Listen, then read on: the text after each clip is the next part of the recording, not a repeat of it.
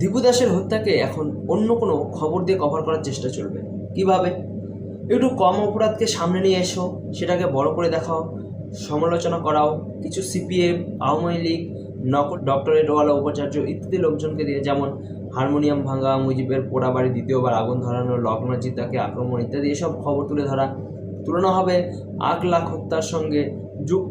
যুদ্ধ শুরু হবে দীপু দাসের মৃত্যুর কারণে 8 লাখ মৃত্যু নিয়ে। আসা হবে রবীন্দ্রনাথের কবিতা, বাংলাদেশের ঐতিহাসিকভাবে কতটা রবীন্দ্রনাথকে ভালোবাসে, বাংলাদেশিরা নজরুলের প্রতি অন্যায় করেছে, এমন উদাহরণ এনে প্রমাণ করার চেষ্টা করা হবে যে তারা এইসব অন্যায় করেছে, তারা অপরাধী, কিন্তু সেকুলার অপরাধী রবীন্দ্রনাথ এবং নজরুলের ধর্ম দেখেনি।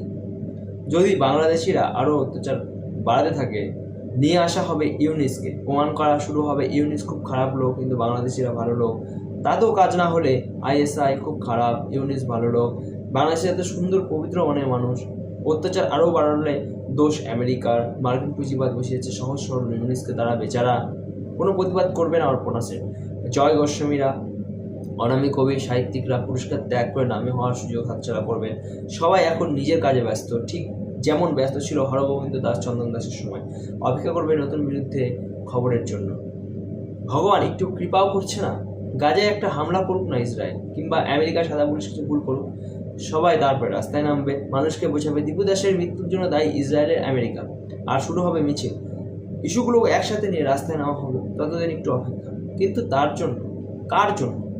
অবশ্যই তৃণমূল ভোট ভেঙে আবার 2026-এ ক্ষমতায় আনার জন্য এত পায়াচ্ছে।